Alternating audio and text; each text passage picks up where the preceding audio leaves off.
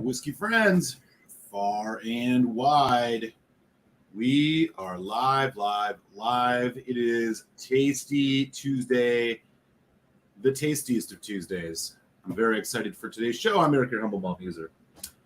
Beeman, the Whiskey Tube Signal from hot, sweltering Chicago, Illinois, the second city and home of the Malt Muser Whiskey Shenanigans Den. I am excited for tonight's show. If you saw the title, you'll know why. But if you didn't, well, you're just going to have to wait a couple minutes because we start the show every week with an ask for y'all to like, to comment in the chat, and of course, hit that subscription button. Make sure you don't miss these. And then, of course, we want to say hello to the good people already in the chat, which, strangely enough, I seem to have lost a large amount of for some reason. Here we go. What's going on with this tool? Okay, we're back to the top. All right, let's do this. First in the door tonight, it is our good friend up in Duluth, Minnesota, Mr. French with the wrench. Very excited for tonight's show. Have a Petey Laphroaig in the glass on this hotter than 80s day in Duluth. Yeah, man, I hear you. The Heat Dome. Rob MC's in the house. What up, Rob? Pittsburgh. Oh, nice. Nice. All right. Drinking it along with us. Daniel H., our good buddy down in East Texas, equally excited. He did crack it. That is correct. I remember chatting with you briefly about that. Peat Monster in another glass. Very nice. Yeah, indeed. Mr. Gerbic in Jupiter, Florida is here. Hello, Tuesday Whiskey friends. Hello to you, sir. How are things down in Florida? Ontario's in the house. It's Mr. White. Our friend in Canada, one of our many Canadian friends. How are you, sir? Good to see you. Quad Cities, just on the other side of Illinois. It's our friend Chris S. What's up, Chris? Staying cool, brother? I hope so. All the way on the other side of the pond, it is our good friend in London town, James Morgan. I raise a glass to you, sir. As I do every week. You join on this late time over there in London. Good to see you. New York City is in the house. Jack the Pickled Hound. Just getting out of the office, thinking about grabbing that last batch of 13 that's still available. I'm assuming you're talking the Laphroaig cast strength, and you definitely should. That is a damn good bottle. Hey, one of our other friends from Chicagoland, Silverlock Whiskey Reviews. Hello, sir. Los Angeles is in the house. James Chang, happy Tuesday to you, my man. Good to see you. Mike B out in Maryland. What's good, brother? Good to see you. Yeah, happy summer solstice, y'all. It's in a serious effect here in Chicago. We hit over 100 degrees at O'Hare today, and woo-wee. Saw the Central California, the man holding it down out on the West Coast. Donner passed whiskey. He's off work for the rest of the week. Uh-oh. Ladies and gentlemen, lock up your daughters. Good to see you, man. Carchis 2022 should arrive in Canada. Yeah, next year, right? I know they seem to take their sweet time getting up there, from what Foodquig has told me. Signatory Laphroaig in the glass. There you go. He's not playing. It is not shown up around here quite yet. If you want to shoot me an email, I can show you a place where I got it that will ship your way. malt.muser@gmail. All right, y'all. Right. All right, man. We got 14 folks in the house, man. It is great to see you. This is one of my favorite shows to do every year because it's Carchis time. We are going to uncork the brand new Laphroaig Cairdeas annual release today. I'm stoked as all hell to do that. In fact, I'm going to open it right now and get it in the glass, tell you a little bit of housekeeping, and then we are going to jump right into this bad boy. I have high expectations about this one. Let me just get this thing open. In the meantime, I came across an interesting article in a reputable whiskey publication, I believe, about 3 or 4 days ago. Oh, yeah. Let me just get this poured out. Bruichladdich is going to be discontinuing their external packaging for their core range whiskeys. So the Port Charlotte 10, the classic Lottie, things like that are no longer going to come in those tubes. They are like tin tubes that they've been using. And instead of going to paper or cardboard or anything else, they're just getting rid of them altogether. They're just going to be naked bottles on the shelf like most bourbons are. From what the article says, I think that they've just kind of come to the conclusion that they don't really need to do this. I'm sure it's contributing to cost with the amount of the fact that it's metal. So they're getting rid of them. So we soon will be seeing no external packaging on the Bruichladdich. My personal 2 cents on it is it's a welcome change. I like their packaging, but I really don't see the point of it. And it's just more stuff. I know there are some people who, I don't know, try to keep these things or only want to buy things with the packaging. Let me know in the chat, where do you fall on this? Are you one of the folks with your scotch that you like the packaging, you keep the packaging, or you use it for something? Or are you like, good, I hope more distilleries get rid of the external packaging, it's pointless? Or do you think it adds an aesthetic? I'd love to hear what you guys think about it. So let me know in the chat. And I'll share what generally my thoughts are kind of like, I welcome it. They're bulky. They take up a bunch of space. There are some distilleries, particularly like Aberlour, although I don't buy much Aberlour, they come in like huge fat packaging that's not even like hugging the bottle. It's like, they're just fucking ginormous. Anyways, so the packaging is going away over at Bruichladdich. We'll see if some more folks follow that. Now, there's special releases, from what I understand, are still going to be in the packaging. So let me know in the chat, where do you fall on the Scotch whiskey packaging question? And while you guys share your thoughts, let me give you the rundown, courtesy of the external packaging of our whiskey, our signature, whatever you want to call it, our showcase whiskey for the night. Laphroaig Cairdeas. This is the 2022 release, Warehouse 1. So tail of the tape on this, first of all, Cairdeas means friendship in Gaelic.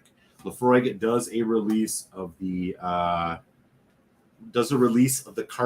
the Cairdeas label every year. Some of them are cask strengths of some of their regular single malts. Others are high ABV versions with special finishes, so on and so forth. And usually come out, of course, they are released right around the Festio Festival over there on Islay, but they start making their way over to the US right around this time. So this one in particular is a bit of a departure from what we've been seeing from Laphroaig. First and foremost, let me give you the tail of the tape. This is bottled at 52.2% ABV, which is pretty nice. It is also an interesting fact about the Cairdeas is that this is a fully ex-bourbon cask, and they have not done a full ex-bourbon cask since 2017 when they did a quarter cask. I mean, and that wasn't even, the quarter cask strength was a fully bourbon cask, but it also had quarter cask, but still, right? That's basically the most bourboned one you'll get. And I think the 2015 is the one that I guess we would say literally fully bourbon cask, okay?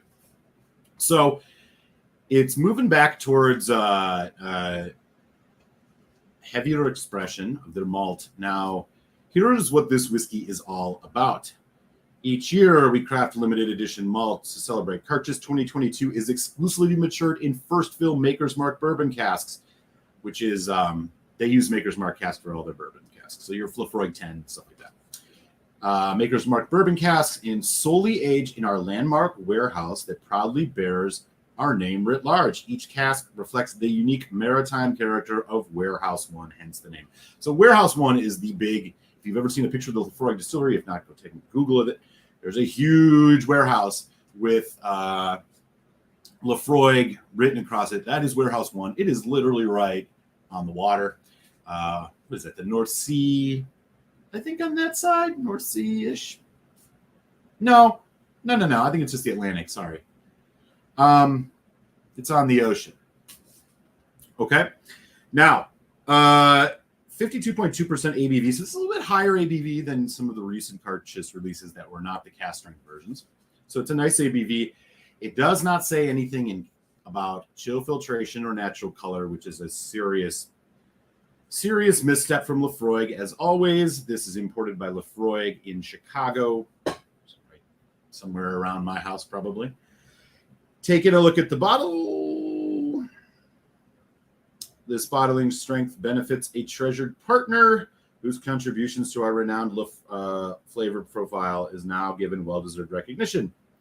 For nearly 2 centuries, this paragon of Islay has stood guard. They're talking about Warehouse One here. Unrivaled nuance for its rare 4-story construction. For nearly 2 centuries, this paragon of Islay has stood strong guard. Its thick walls providing safe harbor for our whiskey, buckling just once to a notorious deluge. Nothing here about chill filtration or natural color. Unfortunately, we have to assume that they do chill filter and add color to this, even though I am almost certain that they do not do it for the Cartius releases. But if they're not going to tell you on the bottle or on this superfluous tube, where they have even more chance to write, they have the same thing on the back of this as they do on the back of the tube, we just have to assume that they do. So here is the bottle. Warehouse One Cartius. This is 750 ml bottle, U.S. release, all that. Comes with your little, Laphroaig pamphlet. Okay. Let me catch up on the chat here quick, and then we will dive into this hopefully very exciting whiskey. I'm fine without the Bruichladdich tubes. They take up too much space, says Daniel H. Peter White, I'm sure they will pass the savings on to the consumer. Oh, you funny, Mr. White. I have several Bruichladdich cans that I store corks in case I have a bad one. That's not a bad idea.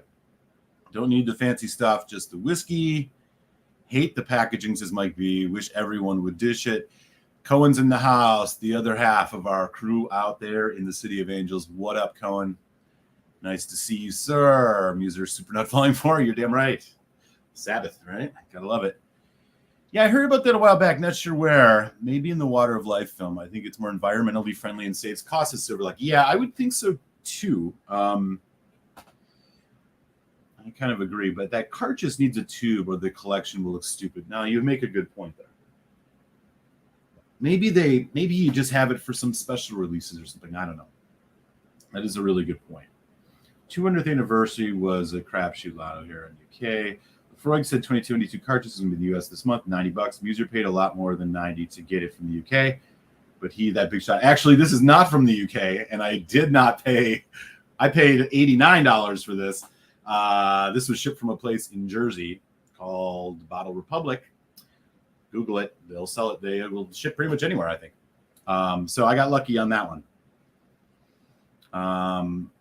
Did they say anywhere how old it is? No age statement. There's never an age statement on these, as far as I've ever seen. I don't think any of them are. Tough to say,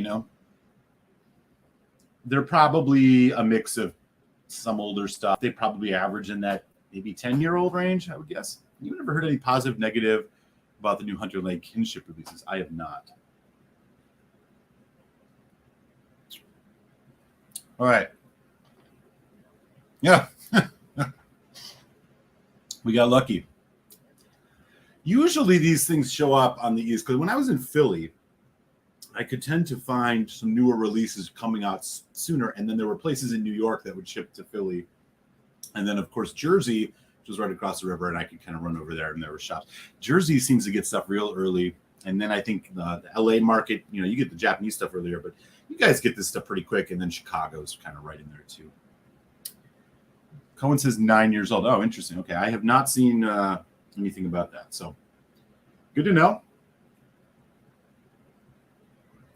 Makes sense. All right, let's go.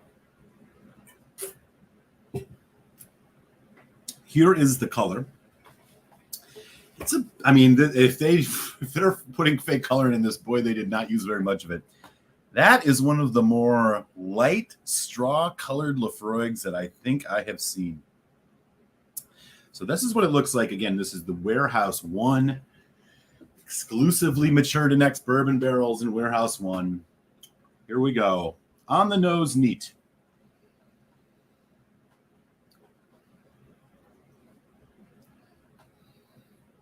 Wow. So, if you've drank Laphroaig before, this isn't going to surprise you. That sweet bourbon cask note. The iodine, it's not that, it's the peat is not as fresh and punchy. It's a bit more subdued and earthy. It's there, but it's not the same as like a Laphroaig 10 or a Laphroaig 10 cask or anything like that. Vanilla, light caramel, light vanilla, citrus, lemon lime, maybe even some like slight tropical fruit in it. It is very clear. We will see if we get some Scotch mist in this when we add water. The nose, a bit earthier, but all in all, relatively standard Laphroaig nose, not all that complex.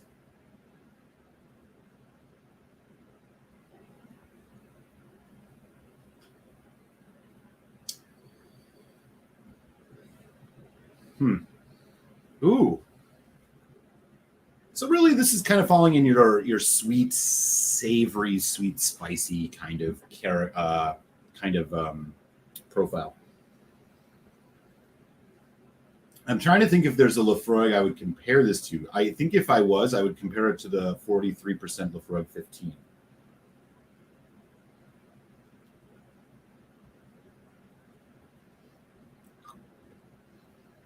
Nice. Nothing really earth-shattering coming out of the nose here, but a genuinely nice bourbon cask, heavily peated whiskey. Bit more fruit kicking up. So here we go. Let's give it a taste. Solange, happy tasty Tuesday. Laphroaig Cairdeas 2022, Warehouse 1. Let's do this.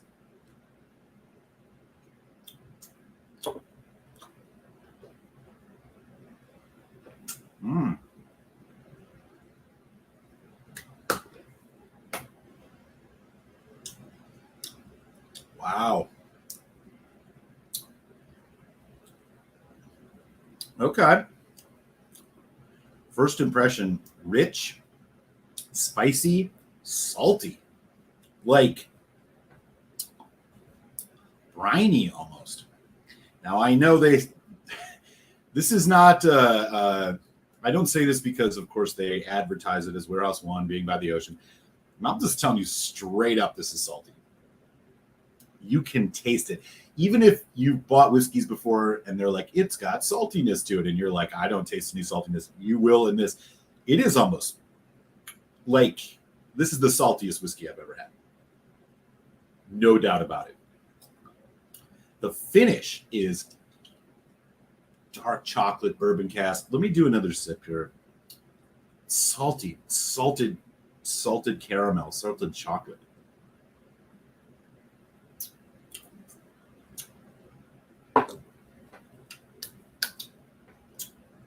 Wow.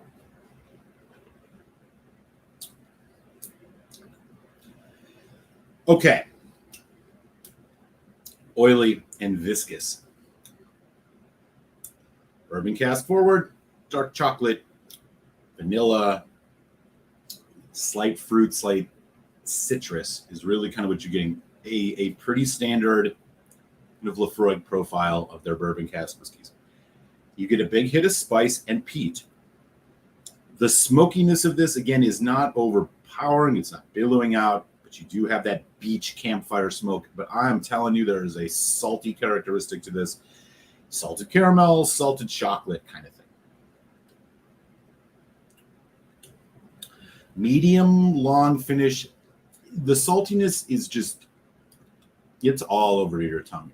And I don't mean it like you just, ate something that's over salted, but its presence is here for sure in a way that I don't think I've ever quite experienced before. This is a very rich, bourbon heavy whiskey with a lot of punch. The finish is medium long. It's salty. It's chocolatey. I like it. It may be a bit too salty. As funny as that might sound, I'm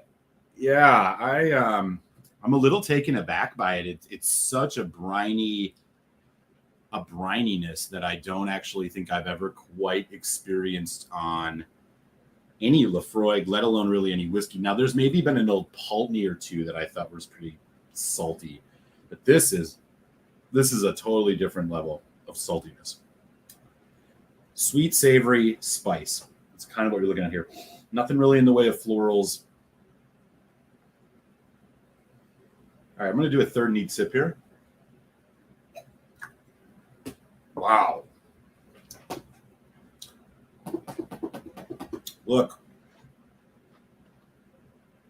There's just a crispness, rich and like crispness to this whiskey, which is coming from that, again, this just saltiness. There's no other way to put it. Briny, salty.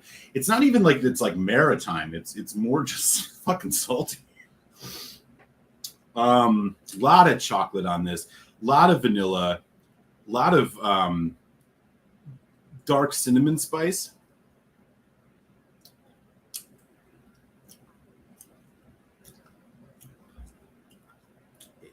It has a just kind of a salted chocolate caramel type candy type thing to it, man. It's the best I can put it. Boy, is this a chocolatey whiskey.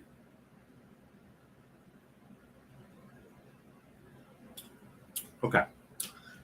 Let's put it, you know what? I'm just going to kill this neat because it's Cairdeas, man. Let's do it.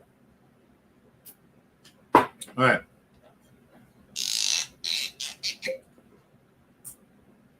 Yeah. We're going to do a second dram here, and I will put water on this one. Wow. That is a seriously punchy whiskey. And here's the thing. The use of the first fill casks on this is masking the youth pretty well.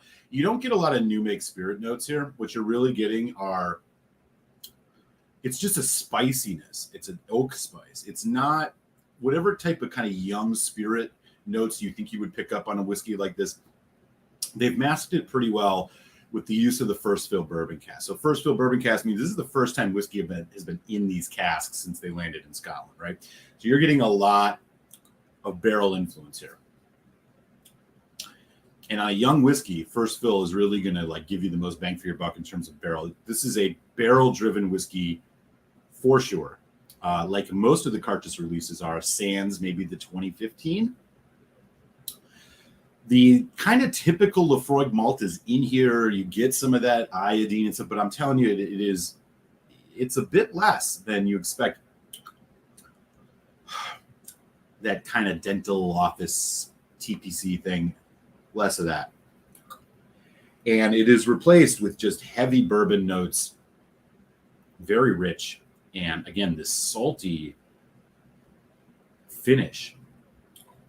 Boy, there's even maybe just like a hint of a smoked fish thing, which would make sense. But again, I the ashiness there, et cetera, et cetera. But let's put some water on it. Again, this is 52.2, so a very nice ABV. I'm doing about 6 drops of water on here just to kind of see what else we can coax out of this.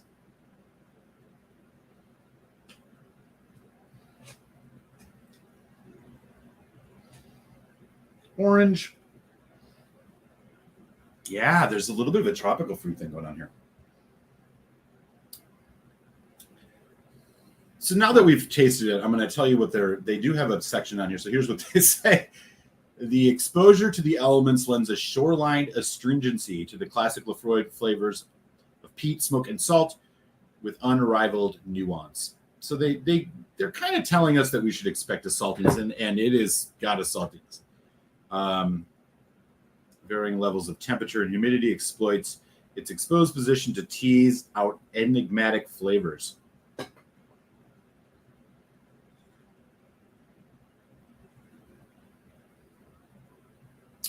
Okay, water is bringing out more vanilla and bringing out more of the tropical fruit. It is also making it smokier. Charcoal, ash.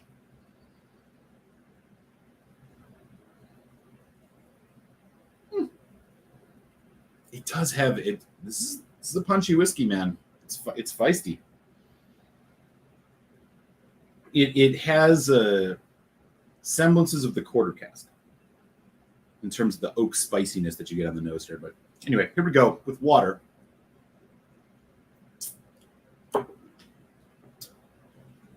Oh yeah. Mm-hmm.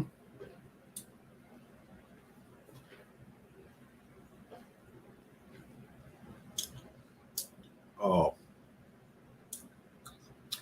So the water, luckily, taming that spice down a little bit. And it really gives this as an extended development on the palate. Richer still, and more fruit showing up. Apple, caramel apple. Before you get the big hit of the spice and the peat and the saltiness.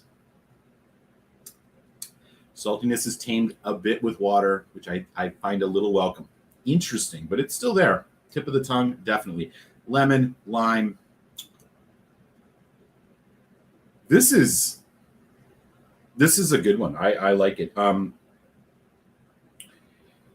does this fall? I mean, this is probably in so what? Retail is probably going to be about $90. Now, comparing this to like Ardbeg, right? Ardbeg special releases are usually fucking way more money than these. And then the limited release Ardcore, not even the committee. The limited release is going for about $130, $140 right now. This is about $90. So the Cairdeas line has been hovering in that $100 range. I think the wine cask one was a little bit more. It's about right where you should expect it. You're not going to get much better than that these days. So competitively priced. I like the price on it. 52.2 ABV. You can't sneeze at that.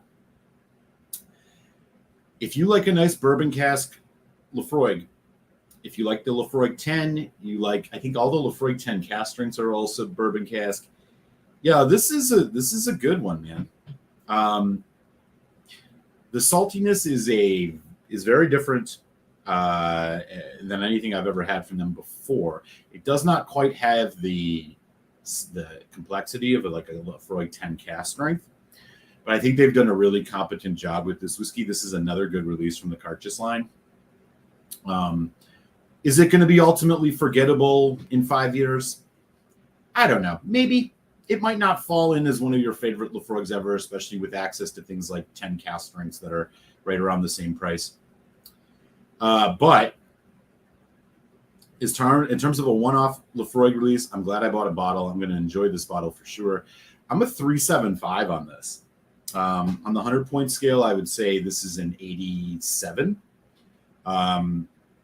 Would just like to see a little bit more extended development with water and just a little bit more complexity. I mean, the first fill casks, they are going for a heavy bourbon flavor on this, right? You're just not going to get a ton of complexity on a 9-year-old whiskey, even at a high ABV in the first fill cask. It's Maker's Mark cask at that, whatever. But like, if that's really the only criticism, and then again, the saltiness might not be for everybody. I am telling you all, this is a salty whiskey. They are not lying about it in their advertising, but I think this is a completely competent dram. I think it's an interesting, unique release.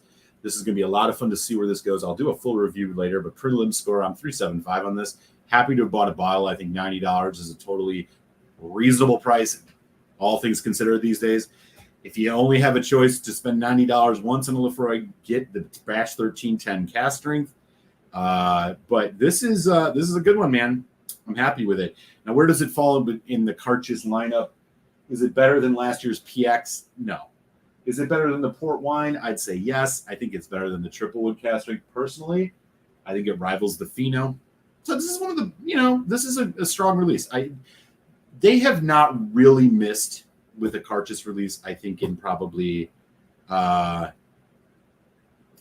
maybe the port and wine casks, I think, was probably one of the more divisive ones. But other than that, I don't think they've really missed with any of these. They tend to do a pretty good job. And they've done it again here with this one. So I'll sit at 375. Definitely, give it a try if you know somebody who has it. If not, and you can afford it, I know things are what they are these days. Throw down the money and grab a bottle. I don't think you'll be disappointed. So there you go. Laphroaig Laphroaig Cairdeas 2022 Warehouse 1. Well done, Laphroaig. Final note on this before I get to the chat and catch up with y'all. I am not clear whether or not this is the last whiskey designed by John Campbell, who has made his departure from Laphroaig, or if this is the first of their new master distiller. If it's his swan song, maybe would have expected something a little more interesting. If this is the first release of the new master distiller for there, well done. And it portends good things. Laphroaig had a good year last year. 10 sherry oak was good. PX cask strength was good. Their batch 13 of the 10 cask strength, I think, was really good. 14 is middling. They had a strong year, and I think, this is another exciting release. Wish they were more open about their chill filtration and natural color or lack thereof. But look, if you like Islay, you like Laphroaig. And while they don't necessarily do everything the way you want, they're not making bad whiskey. So 375, and I feel totally confident in that, and I'm really going to enjoy this. So there we go. Awesome. Let me catch up on the chat. We got 24 folks in, which is freaking great, man. What's up, y'all? Let me catch up. Juan out on the Hawaiian Islands. It's been a while, buddy. How are you? Aloha. Beaming his signal from out there in the Pacific. Dram Dude, San Francisco. What's going on, brother?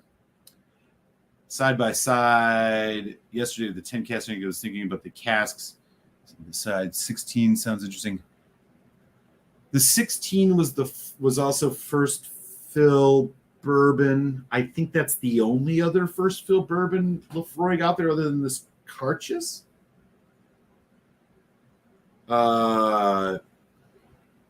Yeah. Boy, there's a nice grassiness coming through in this. Salty honey, campfire, vanilla, big time barrel spice. Yeah, doubt it. Yeah, no doubt. Given the ex-bourbon treatment, totally. Do you have the 2015 Cairdeas? I do. I don't have one open, unfortunately. Otherwise, I would. I have two of those, and I'm kind of like, I've already drank one bottle of it. So I will tell you off the bat that is a better whiskey, in my humble opinion. It's more interesting. It shows off the malt a lot more. This is a much more cask-driven one, but good stuff. Yeah. Boy, there's Eric. Your thoughts carry much weight given your experience with Cairdeas. Very curious, but yeah, I appreciate that, man. But this is nice. Oh yeah, totally, man. Hey, I lived in Philly where it's all government stores, but believe me, and it won't just Jersey. There are plenty of places that'll ship. Springbank might be getting rid of their stuff too. Under 10? Okay. Yeah, that all makes sense. Let me keep going here. Jason Coates is nuts. What's up, brother? Drop of water, indeed. I told you it was, yeah, very different. Hey, man, thank you for the super chat. Daniel H. I got to get a little buzzer for the super chats or some type of thing, man. That's awesome, man. 23. Thank you so much, bro. Appreciate you. This is consistent with most of the Laphroaig Cairdeas releases. It is above 50, but it's not cask strength.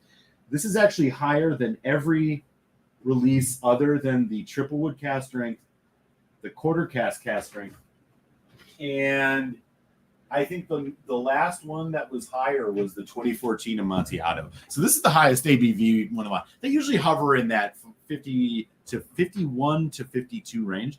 This one's a little bit higher. New cartridge should have been CS, but they wanted to push single cast CS stuff that is coming. And it's 9-year also in crazy price. Well, I mean, again, I was just saying, if you look back at the cartridge releases that are not the cast strength versions, this is actually higher ABV than most of them. So, for example, the Fino was 51.8. The Port and Wine was 52. The Madeira was 51.6. So, like the ones that weren't the cast strength versions, this is actually a little bit higher. But, yeah, you'd love to see it at cast strength if you could, right? Reading reviews on Whiskey Base, only a few mentioned slightly salty. Maybe it fades after a while. Well, I'm surprised to hear that. This is if this isn't salty, I don't know what a salty whiskey is.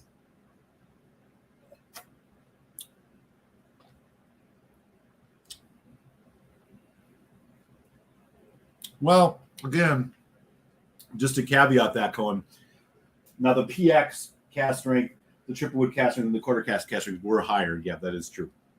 But the other ones, going back to 2014, they were all actually lower than this one. By like 0.3 or 0.1 or something. So this is entirely consistent, I think, with their non-cask strength version releases. But I do agree with you. It would be nice to get this at a even higher ABV. I don't know if they do this intentionally or, to squeeze more bottles out, and who knows. But yeah, I take your point.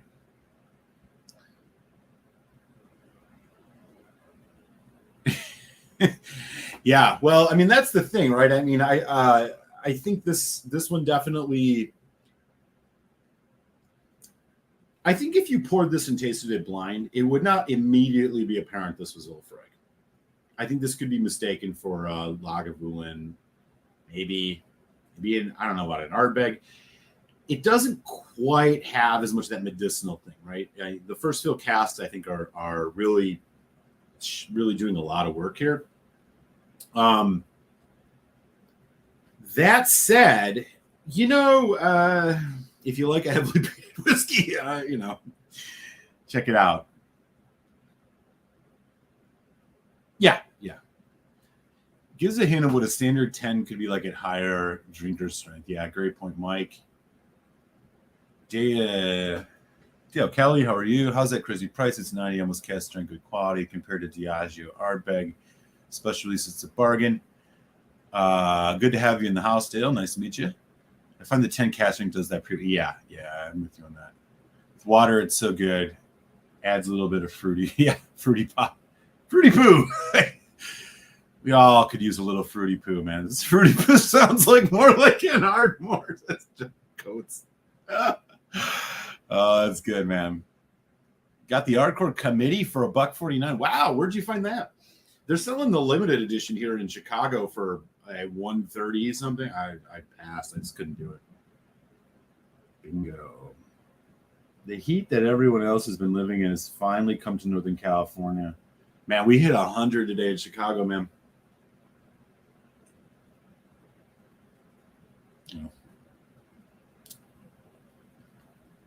Wow. Yeah. Unless you know somebody at a shop, you're never going to find these bottles, the committee release bottles at a fair price. Unless you know somebody will sell it to you MSRP. I got lucky a couple of years. The Scorch, going back all the way to the Grooves when I lived out in DC. There was a Telex, the whiskey tech. He turned me on. He told me about this. There was a shop, a government store out in Virginia where Mickey Hetz had went on his tour of select places in the U.S. to talk about the Grooves. And they got 7 bottles of the committee. It was the only government store in fucking Northern Virginia that had it. And I drove all the way out there and they had it for $1.20, at the time. So I grabbed one of those. But yeah, you're just not gonna find it, It's just how it is, unfortunately. Yeah, I'm hoping so too. Yep, I'm high on this one, man. I really like this. It's different enough. I'm really eager to see where this goes. I think the bourbon cask is again, it's first fill. I'm very excited to just have a honest to goodness first fill bourbon cask Laphroaig Cairdeas. It's been so long. It's nice to see them go back to this. This warehouse one thing, for whatever it's worth, is definitely giving some influence. It'll be interesting. I mean, I can't see this thing going up or going down higher than a 0.25. So, I mean, worst case scenario, I'll do a full review. This is a 3.5. Still, we're looking at like an 85, 86. Not bad for the price these days. Maybe we go higher. I don't know. I'm really going to be interested to see if some of this fruit develops a bit more. The bourbon cask is very strong. Now, you get apple notes off bourbon cask and pear sometimes. I just want to see if this kind of shows up a little more. Right now, it is very chocolate. It is very caramel, slightly meaty. The saltiness, as I was mentioning, some of the citric notes. Be interested to see where this goes.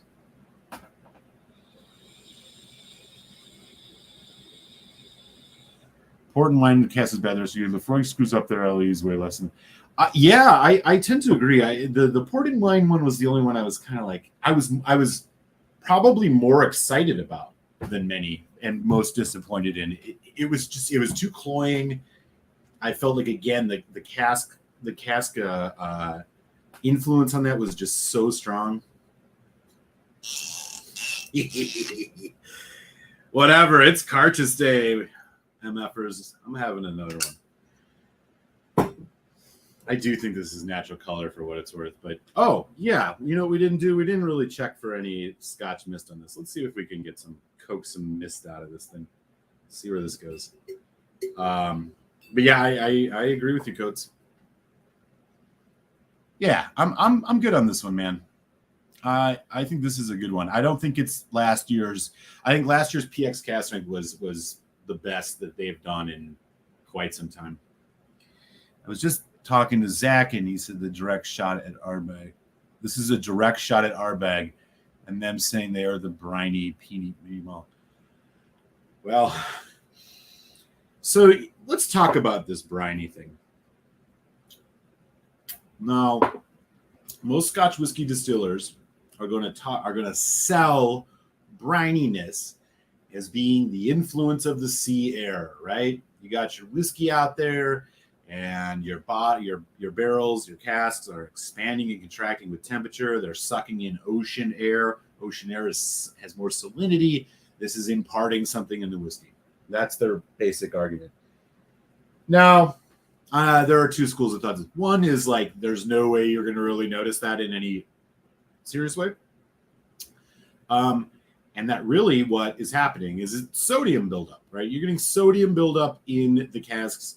Whether that's coming from the sea air or something is kind of irrelevant. There are some people, I can't remember the guy who wrote the book. 1 second. Robin Robinson, who wrote the Whiskey Guide book, would argue that, it's all marketing fluff. You're really just looking at, it's just sodium in the casks, and they market it that way. And there are other people like, there's some potential ability that like the air coming in is going to have an influence, right? You see this with these, look, we know climate has an effect on barrels. So I don't know. I tend to be pretty skeptical when whiskeys are so upfront about their quote maritime quality. What I honestly think is most of the maritime notes that you're picking up in the Laphroaig is coming from the actual peat that they're pulling out of the ground, and not the air wafting through the warehouses. But I would happily be wrong about that. I don't know if anybody has opinions on this. Newport Charlotte SC1 will stomp the newer limited edition casting stuff out of Isla, I guarantee. I have not had that one yet, but I'm going to keep my eye out for that. I would rather splurge on Octomore at those price points. Ardbeg core releases are just so good that I'm in agreement. This is my first year of just like, I won't buy it unless I find it stupidly cheap. The limited editions of the Ardbeg annual releases have been disappointing almost universally for me. The black, I loved the committee release. That was the Pinot Noir matured one. The limited edition one, the 46%, was just trash. Had no finish at all. It was really disappointing.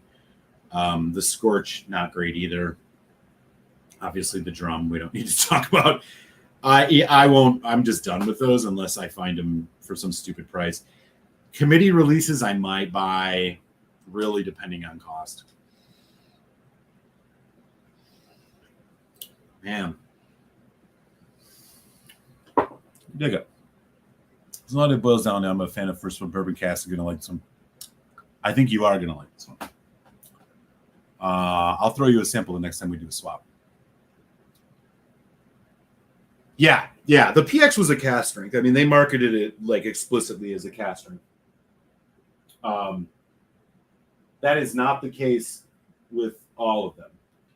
2021, 2019, 2017 were all cask strength. And those, coincidentally, are all whiskeys that Laphroaig already bottles. They have a PX called the PX cask. It is not very available in the U.S., but the other two were the triple wood, which they made a cask strength version of, which of course they already have, and the quarter cask strength in 2017. So the cask strength versions are really them just taking a malt they already have and jacking up the, not watering it down. These other ones are actually crafted. They're building these whiskeys basically. Yes, he's absolutely correct about that. Although they messed. There's one year that was an exception. Oh, no, you're right. Unless it's the cask strength. You're right. So last year's, So 2020 was the port wine cask, 52 even. This is 52.2, the 0.2, noting the 2022. Yeah, you're 100% right about that. I forgot to mention that. Great catch. Oh, yeah.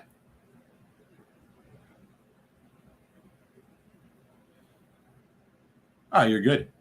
Cohen says, I'll be buying it. I love the salt. The more salt, the better for me. Oh, yeah. I think you're going to really just let me know when you get this, man. I'm going to be curious how much of a saltiness that you get on the, particularly on the finish. This is a damn salty whiskey, man. I don't disagree with you on that. Alpha Crown.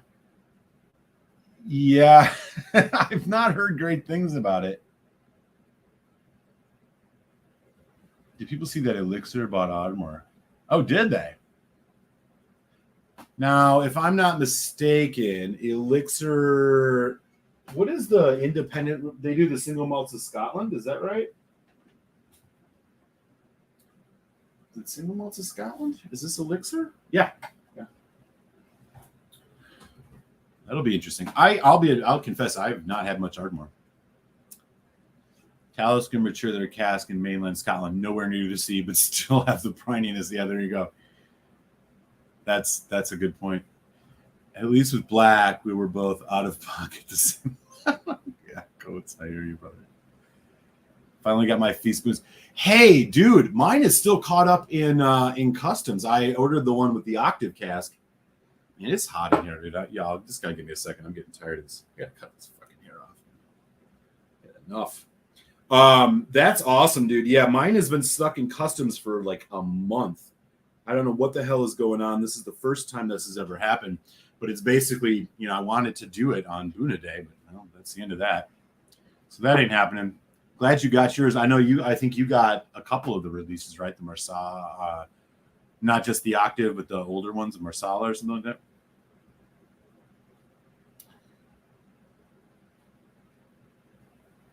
A little surprising since they're building a distillery on Isla. Oh, interesting. Okay. If you let this sit in the glass for a while, it sweetens up quite a bit. Yeah. Tormore. Gotcha. Louis Vuitton Moët Hennessy literally just bottled some new make and marketing it as punk. Yeah. Hey, we could riff all day on that. I don't disagree. I mean, nothing says punk rock more than $150 a bottle,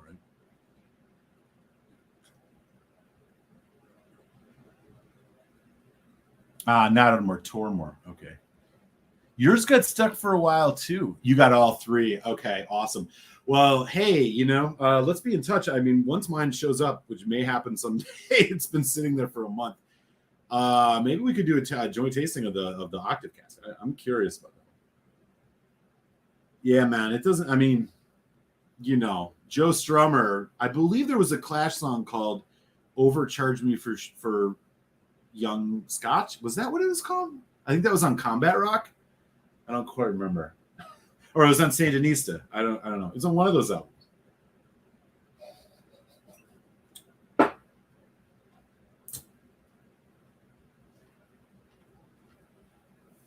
That's what I got to say to that. Look, I'm not going to hate on Ardbeg too much. I mean, if I didn't learn the lesson soon enough about that are crappy, less than stellar LE releases, and I kept buying it, that was on me. What did George Bush say? Fool me once, shame on you. Fool me twice, you can't get fooled again. Something like that. Yeah. That's on me. But I've wisened up, even though, it would get me good clicks if I was posting that on and, I got the new Ardbeg and everybody come check out my thoughts on it. You know what? I just said, screw it. I'm not doing it anymore. I will, however, hunt down the new cartridges. And I'm damn sure glad I did because I really, really enjoy this. It's so zesty, man. This whiskey is zesty. I like it. I'm getting loose, man. Here we go. I'm going to do another one. I'm going to do what is this, a third pour, fourth pour? Who's counting, right? It's Carchus. It's Carchus Day for Mall Muser. So fuck it. What do I care?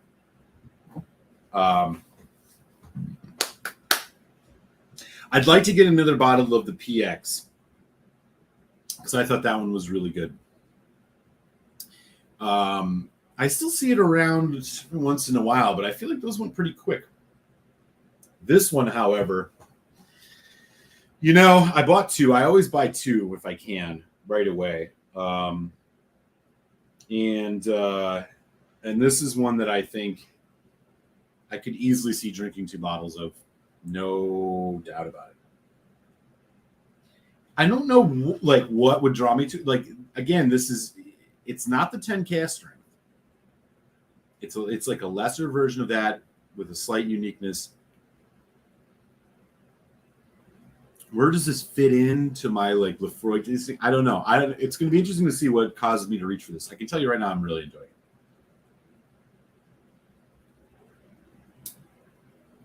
Anyways, so we're about to hit that hour mark, and I still have another whiskey I need to taste, so we're going to be going for a little bit. Whiskey review dropping Friday is a battle of two cask strength, non-age statement, pretty damn good sherry bombs. Glengoyne cask strength versus Aberlour Abuna. You will see that drop on Friday. Patreon supporters, it is in your email inbox already. If you're really curious what you all think about it. I'll tell you right now, I mean, the Glengoyne cask strength is no joke. I wish more Glengoynes had the texture and consistency of that one. Yeah, Winston's hiding out, man. It's warm. It is warm. Because of hardcore, I go back to a shop carrying some dusty Oogie and another back. Yeah. I came across a 2016 Oogie sitting in a shop the other day. I didn't buy it. I might go back and get it. They had a couple of them. It's really old. Now, it's not old enough that, I know that it has been a somewhat consistent whiskey. Ardbeg 10 has been more consistent. The thing about the Oogie is, if you really want to get a good, when Oogie was apparently next level, is you want to look at 2015 or earlier. They do have scan dates on those. But I might go back and get that 16. Why not? Okay.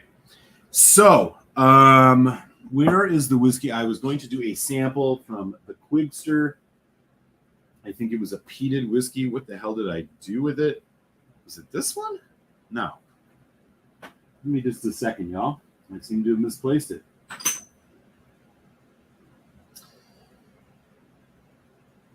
Yes, here it is.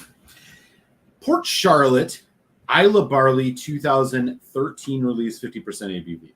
This is the newest of the Port Charlotte line of the Isla Barley. It's not the Bruichladdich regular. This is the heavily peated.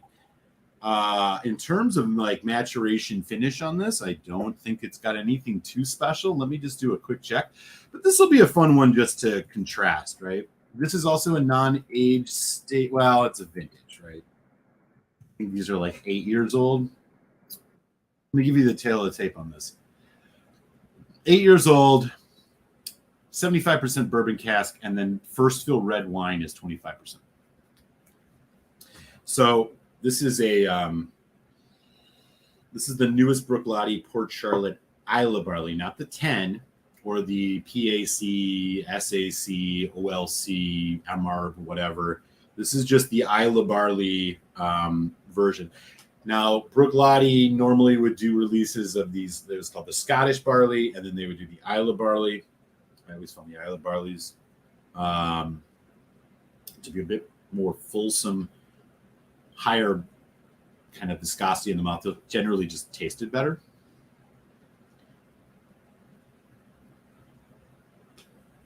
Good to know.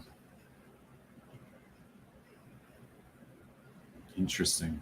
Yeah. Okay. I would love to get my hands on a bottle of 2000. I have a 2012 Corey Vrecken. I think I might have an old Oogie back there somewhere too, but I don't think it's quite as old as the one you got. Anyways, this was provided by a friend of the show, Foodquig. If you've yet to, man, if you don't know who Foodquig is, he has the most popular whiskey video on YouTube of all time and will never be beat. This is the Isla Barley Port Charlotte. Now, Port Charlotte is their heavily peated line, not Octomore, which is the super heavily peated. Heavily peated usually has some type of wine finish or sherry finish. These are the Scottish Barley was replaced by 10. So the 10 is just the standard Scottish Barley now. And then the Isla Barleys are these locally sourced things. Bruichladdich is really into the terroir, provincial, taste the nuance of the different barleys type shit. They're really into that. I am a believer in terroir, which is like the French word for local, provincial. I don't know what it's called. I'm not gonna pretend that I know, but it means that like you can detect the difference in things based on, in the case of whiskey, the climate of where the barley is grown, the different types of barley strains, so on and so forth. I am a believer in that. So this is the new 2013 Port Charlotte Isla Barley. They have a regular Isla Barley, Bruichladdich does, which is not peated. This is the peated version. Let's check it out. On the nose. Fantastic. Heavily peated. This goes for about 70 or about 80 to 90 bucks USD. It's got the classic Bruichladdich kind of farm notes. Is that what I want to say? No. What I want to say is it's got the classic kind of like baled hay straw barley note. An unmistakable note you can pick up in most Bruichladdich product. And it is in here, albeit a little bit more subdued because of the really heavy cask influence. Sweet strawberries and creamy vanilla red off the wine and bourbon casks. Lots of punchy peat.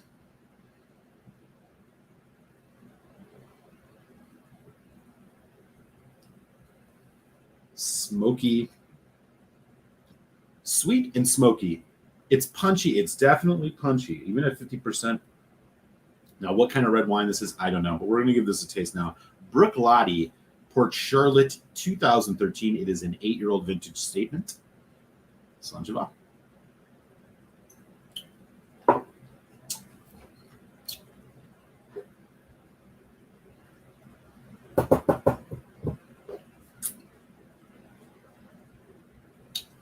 Okay, so here's the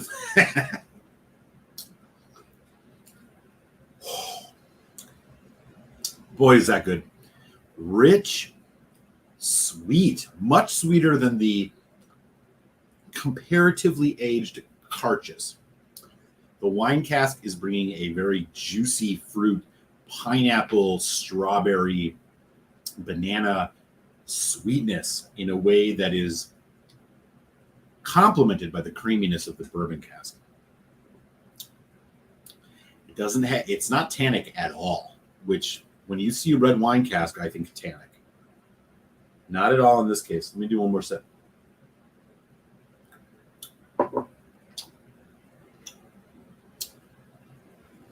It's great.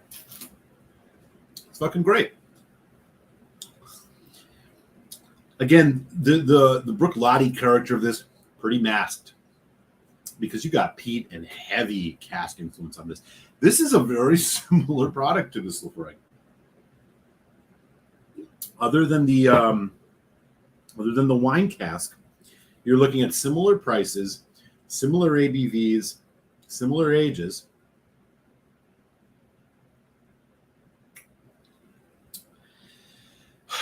I don't find this Port Charlotte particularly any more remarkably complex than I do the Laphroaig.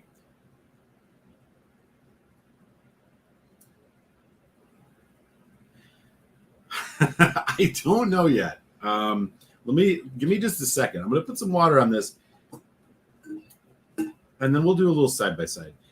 I mean, I think this might come down to your own personal taste. I don't know. They're both very competent whiskeys. Now, with Bruichladdich, they are explicit about non-chill filtration and natural color. So they don't even give you any ambiguity about that. And who knows, the Isle of Barley plays. I mean, there's a bunch of farms they source this from. I don't have a bottle, unfortunately. This was the sample again from Foodquig. Here's with water.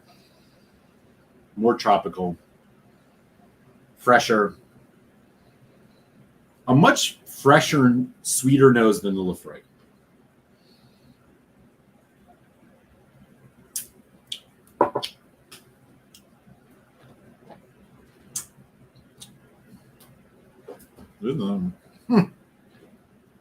There's nothing wrong with this.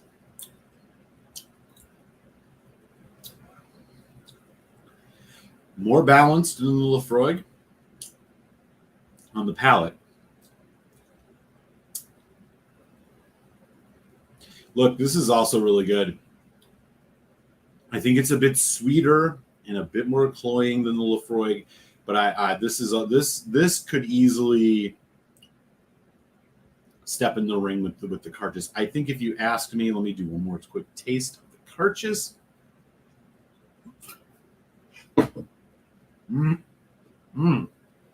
There's like a juicy red grape thing coming through on the back end of the finish line. That's really good. Okay, here we go. This is the Cairdeas again.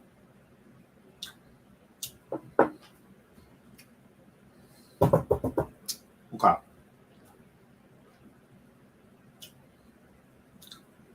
I like the Cairdeas more. A bit more savory, less sweet. And I mean, they're both sweet, but it's less. This, and I feel like this has more of the Cairdeas is a bit more of a backbone. It punches a little harder in a way that I like. But this Port Charlotte is really good. I mean, this would fall in that $3.75 range easily. $90. Integrity bottling. I'd love to get a bottle of this, I think.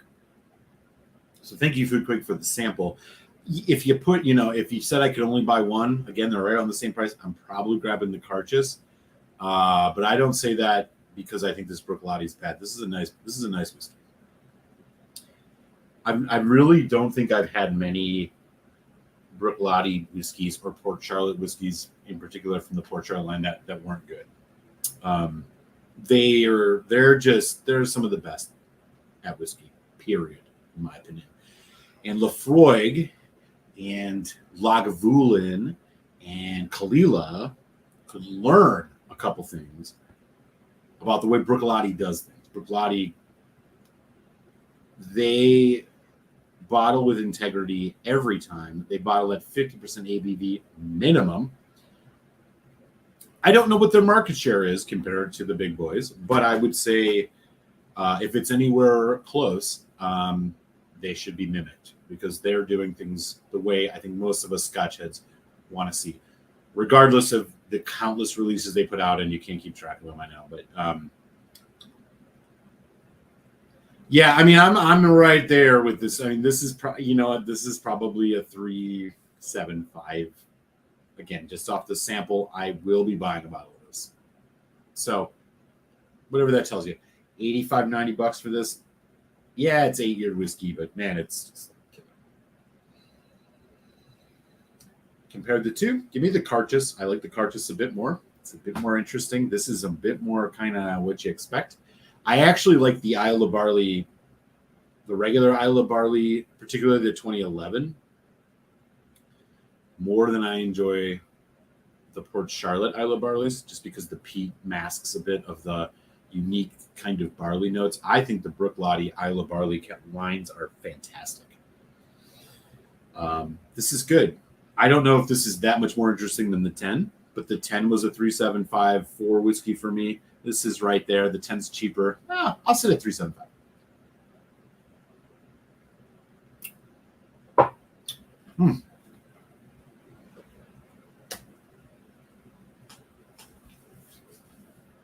There's nothing wrong with that, man. This has got 18 folks in.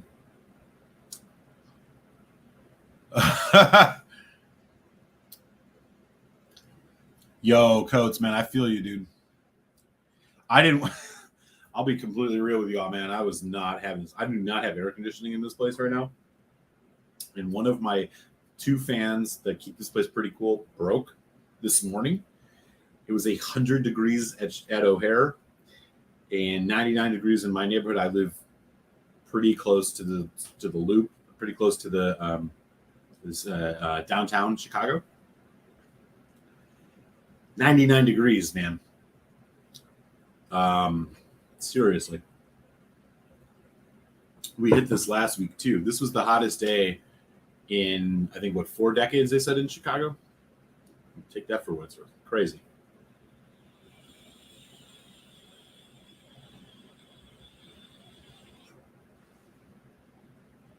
There you go. Now with the Isle of Barley, does that also obviously that doesn't mean they would use Isle of Peat. Interesting. I like that idea. I mean, the Highland Peat, probably get, it's easier to work with. You can still showcase more of your barley. It's probably why you get more of the distillate note in some of these Bruichladdich, maybe. I don't know.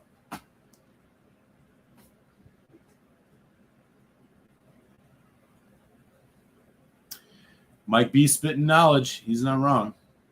Where does Lagavulin fall in that? Probably in the latter, right?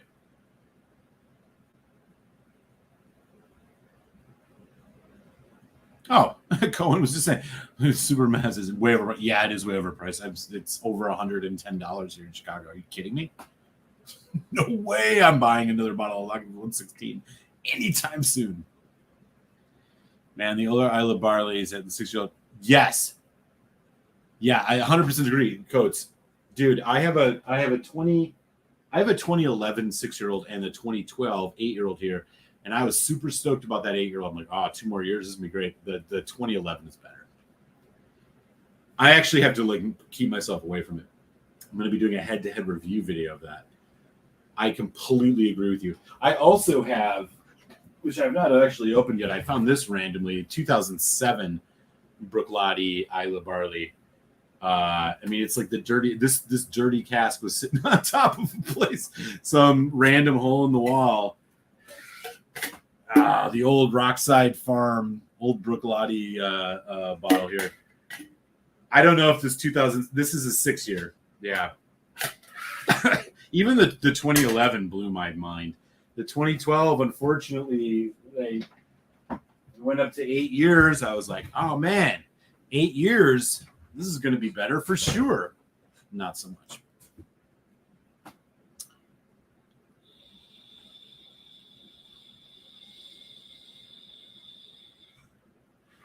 Totally agree with you, Colin.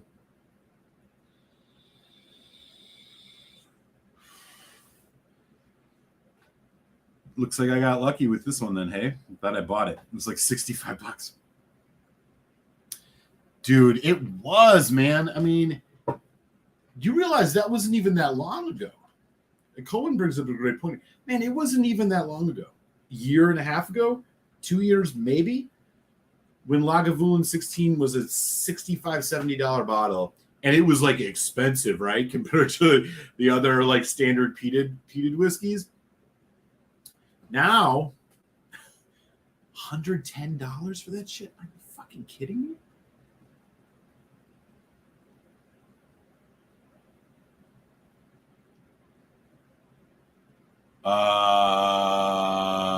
Yeah. That 2007 Alibaba is Phil and Deepa's favorite. Doing a bunch of. Oh wow. Okay. Yeah. Right, Alpha Kern. Right. I mean, I would gladly pay $60. I would pay $70 for another bottle of Lagavulin 16. It's a great classic whiskey. You can't go wrong with it. $110, man. $100 even. $90 even. Yeah, it's 16 years old, but you know, that's the loosest 16 years old that I think you can. I bet every damn drop of the whiskey in that Lagavulin 16 is 16 years old.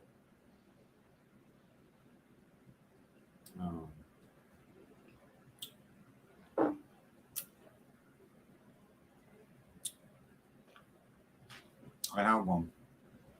I have a 1990. I have it hidden away. I may drink it one day, but that's like one of my, or maybe it's an 89. I don't even know. I have a 16 White Horse. Yeah. Probably my most rare whiskey. I don't have a lot of rare collectible stuff. I don't do a lot of that kind of thing, but you know, I had an opportunity to get one. I got it. And, you know, one of these days I'll drink it. Not anytime soon, though. I think it's in my little stash with a couple of my extra bottles of the Black Art 4.1. Those are you know, off in the future kind of, what do you want to call it? Special occasion drams, you know. That is, unless I can find a bunch more at a reasonable price. Let's see, but I don't know. Yeah, you're totally right. Man, if I saw a bottle of Lagavulin 60 for $85, I wouldn't buy it, but I would at least second guess. I'd be like, oh, that's actually a pretty good deal. That's wild. Okay. So I'm back on this Laphroaig. Again, I've had a couple drams. This is great. I hope you guys are enjoying the show. This is a lot of fun, man. Thanks for hanging out, as always, on a Tuesday. I think I'm going to do one more dram of something to close things out. As a reminder, Friday whiskey review that is dropping is going to be Glengoyne Cask Strength versus Aberlour Abuna, which is the Aberlour Cask Strength. Aberlour, one of my least favorite distilleries. Glengoyne, one of the more hit and miss distilleries. I think you guys will enjoy it.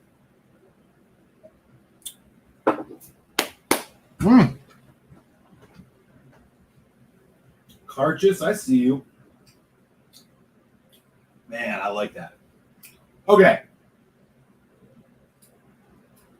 Maybe just for shits and giggles, I'll pour a dram of this disappointing, and I say this lightly, disappointing Laphroaig Cask Strength 10, batch 14. Now, some of you have probably, you can see how much of this I've drank. Now, some of you have seen that I did a comparison video between the 13 and the 14, and there's a specific reason that I did that. Laphroaig normally released one batch of 10 cask strength each year, right? Somehow in 2021, they released two batches. In January, they bottled 2021. They bottled a batch 13, and here in June 2021, they bottled batch 14. I noticed a precipitous drop off between the 13 and the 14, and it makes me wonder, what do we have in store for batch 15? Are they going to try to do 2 releases annually with a lower quality?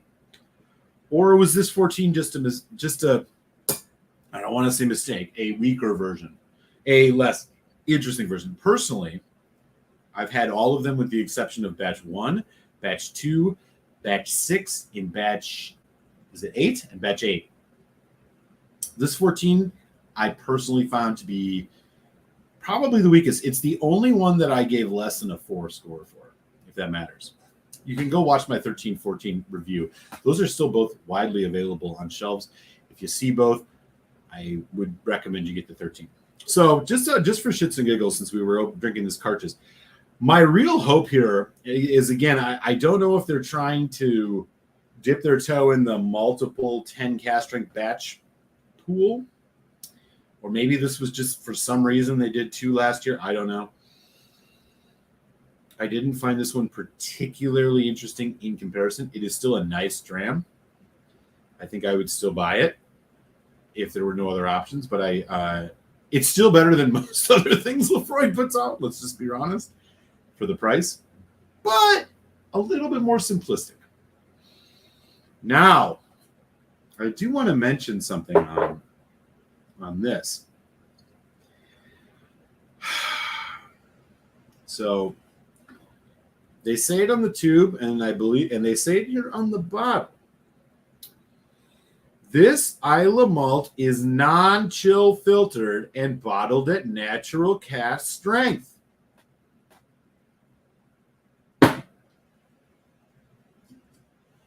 Here on the tube it says this whiskey has not been chill filtered because the rich flavors come through as never before because the whiskey's not been chill filtered.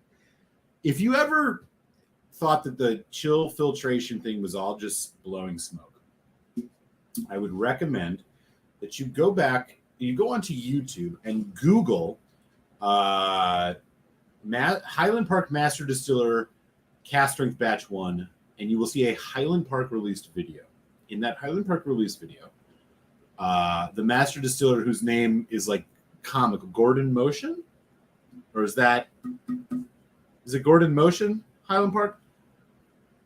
He says explicitly, we don't chill filter this whiskey to provide maximum flavor, with the implication being chill filtering strips things of flavor. Well, Laphroaig is saying just as much here on this tube and somewhat on this bottle. They barrier filter only, whatever that means. They pull the big pieces of wood out. So why can't they say this on the Cairdeas? This is why we have to assume that they're chill filtering it, even though most people would say that they don't, right? Laphroaig's really bad at this. But they say it on here. I mean, listen to this sentence. This whiskey's rich flavor come through as never before because the whiskey has not been chill filtered. Is there a sentence that more directly explains the impact chill filtration has on the whiskey than that? They say it right here. It's right here. It's right here on there too. So for every other whiskey they put out, what they're basically telling you is that the whiskey's rich flavors aren't going to come through like never before. In fact, they're going to be strangled and held back. Right? They don't say anything about natural color on here. I would assume that they don't use natural color in this. I think they put color into everything. Unless it says otherwise. Now, I'm not going to go into a huge thing about this. But if you ask me personally, I wish no whiskey was chill filtered. I wish no whiskey was fake colored. If you ask me that which one matters more, chill filtration by a mile. I would take fake coloring all day over chill filtration. Because the quality of smell and taste, as Ralphie would say, is much more compromised by chill filtration than it is by fake coloring. It's even debatable if fake color does anything. I personally think it does. I mean, if you've ever had a Dalmore, you know fake colorant is doing something because you can taste it in that shit, right? You can taste it. This, however, look, they go out of their way to tell you the truth on this bottle. And when people show you who they are, believe them. And what they're doing is showing you who they are. They're telling you, they're real proud to tell you about how they don't chill filter this because they think they can sell this whiskey that way. But everything else, Carchis, the 18 maybe, bottle of quarter cask.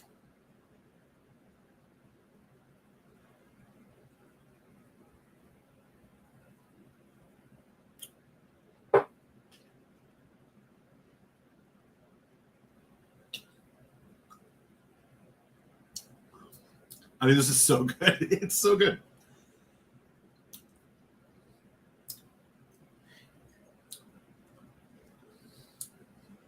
Sweeter.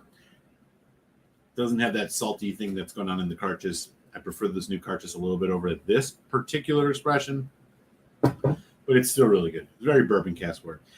Now, if you put a non-chill filtered and a chill filtered whiskey in front of most people, including myself, in a blind tasting, would I be able to tell? Maybe, probably not. But there's no doubt that if you know ahead of time and you taste the two next to each other, you can tell the difference. Blind tastings, I don't think, have much merit when it comes to the chill filtration. And yes, I know that most people would argue you taste things blind, it turns you away from the real truth. Yeah, that can totally be true. But there's also all sorts of subjective stuff that happens during a blind tasting. You're thinking about things. Which one do you drink first? Which one do you drink second? How has it impacted your mouth? How it has, there's a lot of things that are tainting this, A/B tested, isolated tasting, right? So I don't put much stock in a tasting, even blind, that says you have a chill filtered whiskey, not chill filtered whiskey. Oh, I can't tell the difference. Because if you tell somebody that it's chill filtered, you're also facing the problem. The way that I would set it up is this: you tell somebody these are two of the exact whiskeys. One is chill filtered, one's not. Drink them blind. Tell me which one it is. That is a test I think you could pass. And most of you who have intermediate or higher Scotch palates, you would pass it.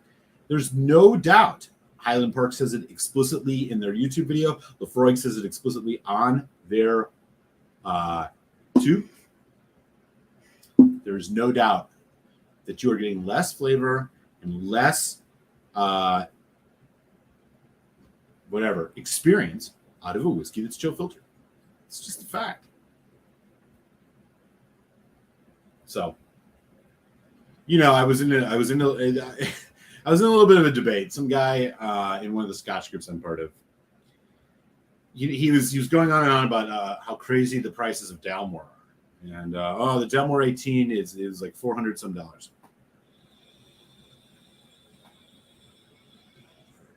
I know you all are laughing right now, because when I saw that, I was like, "Oh, $400 for Dalmore 18? Are you out of your fucking mind?" Well, I responded by saying, I don't think you should pay those prices for those, and here's why. There are better whiskeys out there that will give you the same experience for the price. Plus, Dalmore chill filters their whiskey extensively and puts more colorant in it than, a fucking kindergarten kid in an art class. Like, there's so much colorant in those whiskeys. It's just everything. It's just a big blob of color in there. And you can see it.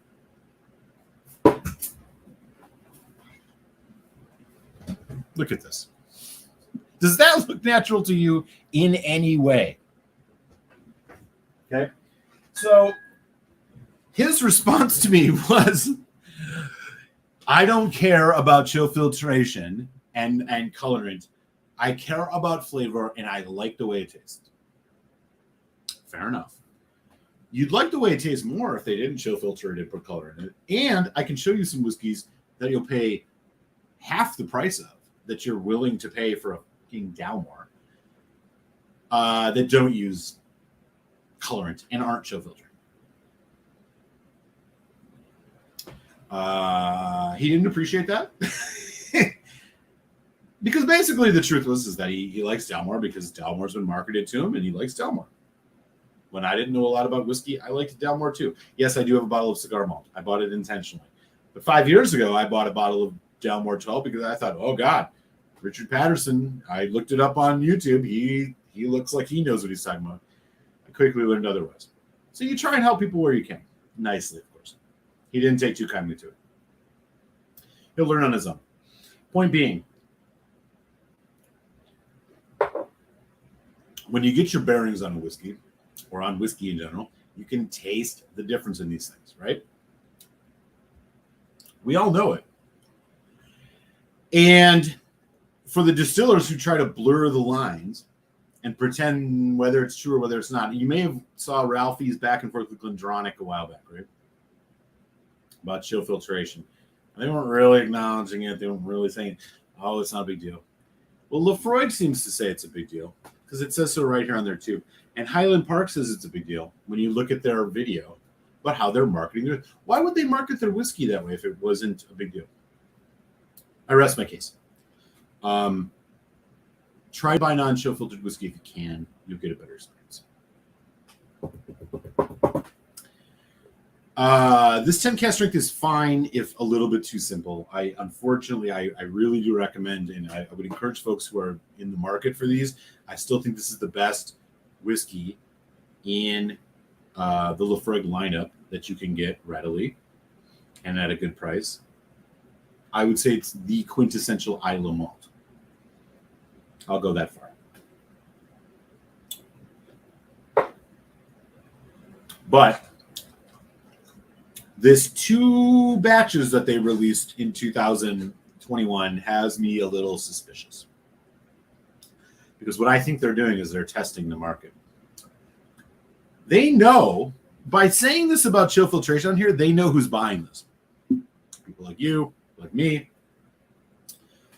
People who look for things like this, right? Why put this on here otherwise? They're not selling this to the masses. They're doing this for a reason. So here on this batch 14, similar to the batch 13, they're telling you it's not chill filtered because they know that Eric, the humble malt muser, and Jack the Pickled Hound, and Cohen, and James Morgan, and Andrew Page, and who else I can see right here immediately, Donner Pass, Mike B. They know you're going to be like, oh, shit. I know what's up. I'll buy that, right? They're doing it for a reason. So, you know, this batch, I think, it portends something dangerous to me. I'm a little bit afraid that our much coveted, much loved Laphroaig 10 cast strength may be heading towards some dark times. I hope not. I really do. This is one of my favorite whiskeys. But I'm a little worried. The fact that they put 2 out last year, there's something's up. And the difference between the 13 and the 12, or the 13 and the 14, for those of y'all who drink these, couldn't be more stark. The 13 was exponentially better. This one is probably the most simple Laphroaig 10 cast strength that I've ever had. Now, it doesn't mean it's bad or not worth the $75, $80 price point. It's still a really good whiskey. But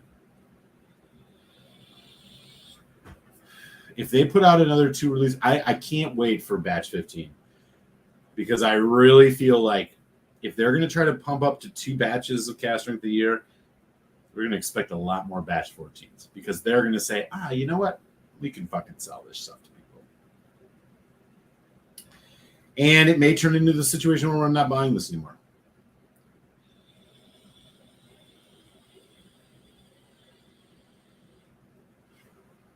I don't know how y'all feel about that. And maybe you all didn't. I mean, maybe you didn't notice as much of a difference as I did, or I'm, who knows? I might have had a bad day with it, but I'm telling you, I'm drinking it right now. There's nothing special about this.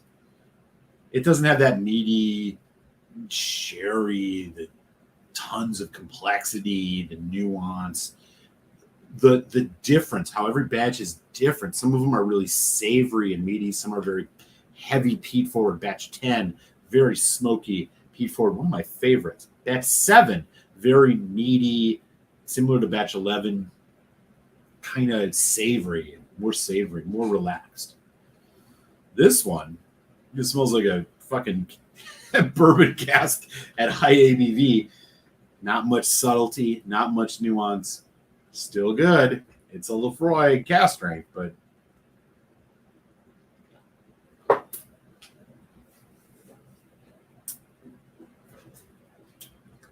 It barely look. It's just not. It's not what we've come to expect. And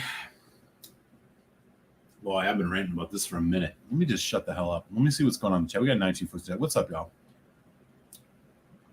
Batch 12 was bottled for everything went to shit. Dude, batch 12 was good. I was saying Diageo's defense, they did jack the leg up and Terrace. Oh. Okay. Well, that's I hope that comes our way. Most bourbon is chill filtered and nobody says a thing. Makers is yes, you're right. They are. I mean, by law, bourbon can't have fake colorant, but they can chill filter. Yes, you're right. Alpha Crown. Dalmore is the E150 who also do distilling. Oh, fuck Dalmore, man. I gotta tell you an anecdotal story. So when I lived in Philly, I went to a tasting with people from a rep from. So I was in the Philadelphia Whiskey Society, a very nice whiskey society. If you are in that area, I highly implore you to join them. The guy who runs it, Alex Chang, it's one of the best whiskey groups I've ever been a part of. They got connections to Jack Rose down in DC, et cetera, et cetera. But I digress.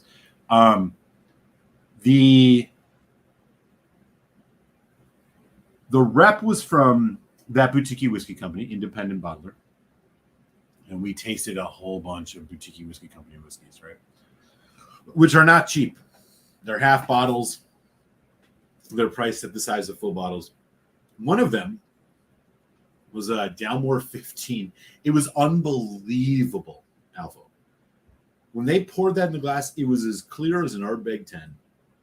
It was bottled at like 49.4%. And I was like, wow, this is really good.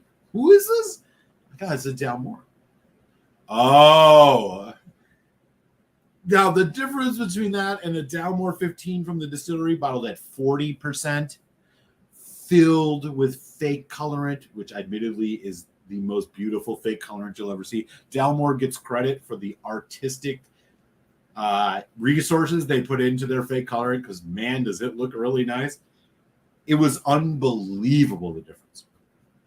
A non-chill filtered, naturally colored Dalmore 15 from Boutique Whiskey Company versus what they put out of the distilleries. I mean, it looked like an Ardbeg 10. It was beautiful. And it tasted pretty damn good. Oh, yeah. Totally. When I drove past Dalmore last month, was hard. Just throw rocks at the place. Donner Pass. We all lived vicariously through you, brother. There's Paige. What up, buddy? Everything's in Jersey. Those other whiskeys don't have the macho rectangulars on the bottle.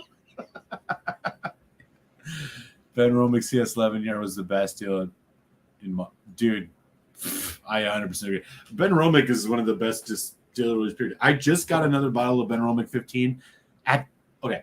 How much do you think a 15-year-old whiskey is these days? You all know. You go to the shop, $100. Old Pulteney 15's $100. You find a 15-year-old whiskey that's not close to $100. I just got a Ben Romick 15 on sale at the low price of $59.99 in Chicago. A great whiskey. Ben Romick flies under the radar. It is increasingly in these times of economic turbulence. You are not going to find a better distillery than Ben Romick. I'm a homer for them. I know. I'm not getting paid by them, but I wish I was. Nice. I bet, yeah, I'm sure. I mean, I can't say I do as much. I definitely think I have a better palate for the chill filtration if I know what I'm tasting. Definitely. Batch 14, Laphroaig 10 cast strength. 12 was a good one. Oh, yeah, 7, definitely. I have a batch 3 right there. Boy, is that a good one.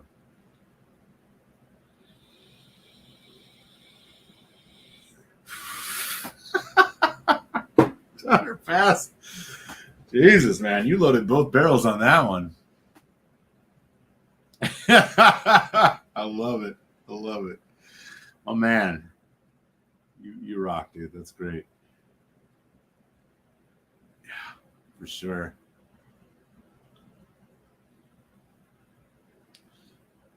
Dude, for reals, man. Dude, I got it for $65 here in Chicago with tax, man. Dude, Benarromic 15 is a fucking great brand. And I got it with the new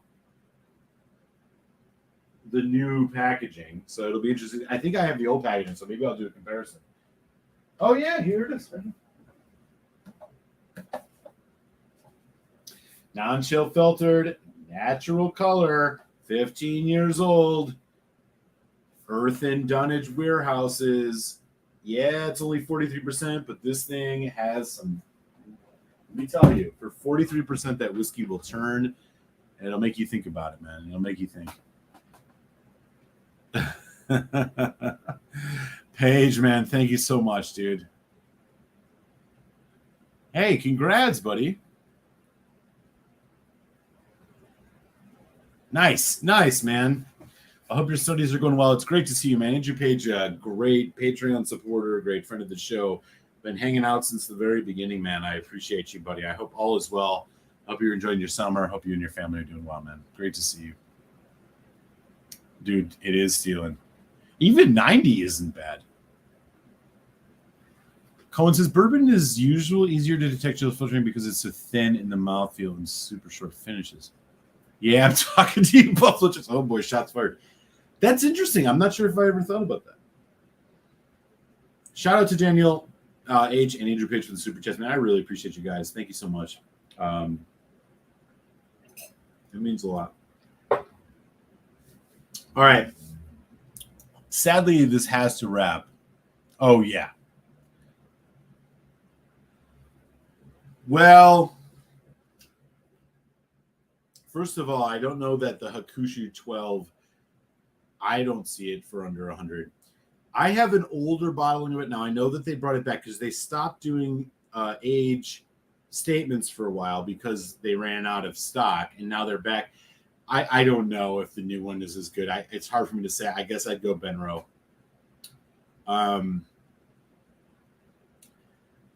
Another whiskey that I think could fall. I don't know. I'm trying to think of a Scotch. What was it?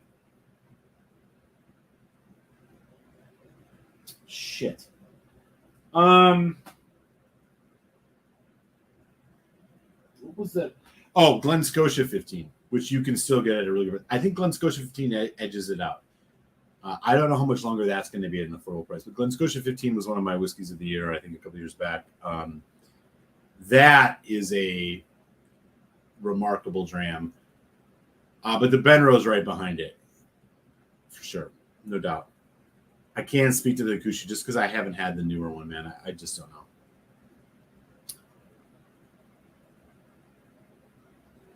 Hey, man, great to see you, buddy. Thank you again for the samples. I'm going to be getting into one of yours next week.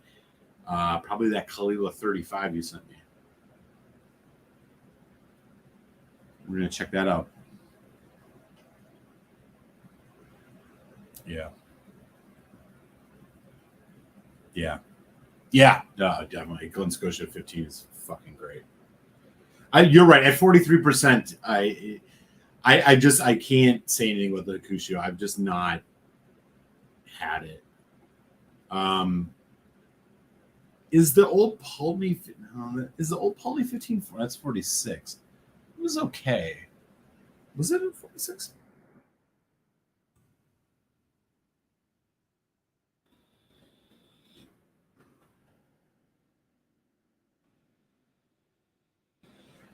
So the Pulteney 50, 46. Okay.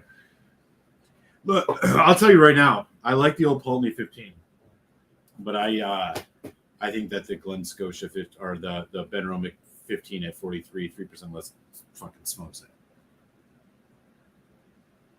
Yeah, I have a bottle of that.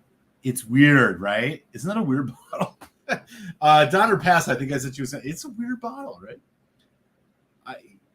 I have a lot of Glens. So I have a Kalila 25. I have a 15. I have a Distiller's Edition, and I got a bunch of Festival releases. But the things about the Kalila independent bottlings, which are probably the most readily available of like all the Islas, I think just really undermine their other stuff. The 25 is a really good one, though. Oh, Johnny Walker 15. Oh, yeah. Green label. They're 43 or 46. He did too. Yeah. Hey, you ain't lying, man. You're right. I like that one. That's a good bottle. No, Coates, you got a good point there. Kusha 12 is very good at 16 mile. Yeah. I mean, look, there are certain things we know, right? I mean, like you can know about ABV, you can know about chill filtration, you can know about natural color. You don't always know the quality of the cask, right? Let me tell you about a 43% whiskey at 25 years old that sucks ass. Glenn Farkless 25. I don't care what Ralphie says about that. He's out of his mind if he thinks that. He gave that like an 89. I don't understand how that's possible. Granted, I had that early in my journey, but my God, was that a disappointing whiskey, even at the price. Look at me going at Ralphie. I better get offline. I'm just saying, old boy. Oh, man, he missed the mark on that shit. He's out of his mind. I wouldn't pay $150 for that again. No chance. I have not had a Glen Farkless. I've not had a Glen Farkless that actually did anything for me outside of the 15, which is at 46%. And you have to get it overseas because they don't sell it in the U.S. market for some reason. I know the family casks are probably good, but I've not had any of them. But give me a break with the fucking Glen Farkless. That 25 is the most tired, and that's a great example of what tired casks can do. 25 years old, that thing drank like a 15 maybe. It had nothing really interesting to offer. I've recently had another sample of it. My opinion hasn't changed. It calls to you because it's like, oh man. It's like, whoa, look at this whiskey at 25 years old. It's only $170. Like, this has got to be amazing. It's a family-owned company. I'd love to support them, but I don't fucking care. I bought a 21-year-old Whiskey Exchange exclusive Glen Farkless that was bottled at cask strength, 54-something%. You can look back at my reviews of it. Still, even at 54%, I was like, I would rather drink an Aberlour Abuna than that. I would rather drink a going cask strength. Coincidentally, review dropping Friday of those two head to head. Check it out. I would rather drink. Well, okay, not Famous Grouse, but a Naked Grouse. Close. There's nothing remarkable about it at all. The 15 is honestly the best thing that Glen Farkless I've ever had from them because I can't afford the family casks. And sad reality, guess what? The U.S. market doesn't have the 15, so you got to get it overseas. And they're at 46%. 3% difference and probably a little bit better cask. It's an exponentially better whiskey than anything in the U.S. market of the 25, 21, 12, 10, the cask strength.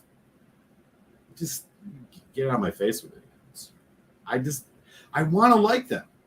It's family owned. It's all great, but I just find it to be trash. All right, y'all.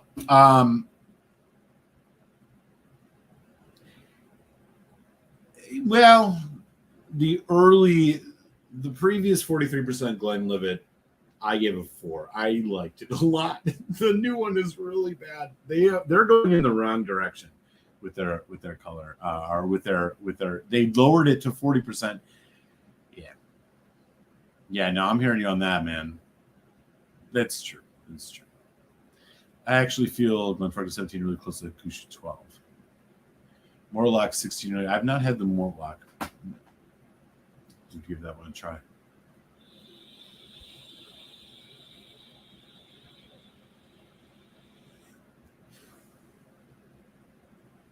There you go.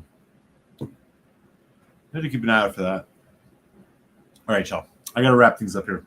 We're getting close to the 2-hour mark, which is a little bit past my Tuesday drinking time. It's been a lot of fun. Whiskey review dropping Friday. Glen going cask strength head to head with the Aberlour Abuna. It was a fun comparison to do. What else? Ovid show next week. It's probably going to be I think it might be a Ben Nevis show. I'm not sure yet, but I think it might be a bunch of Ben Nevises. We'll see.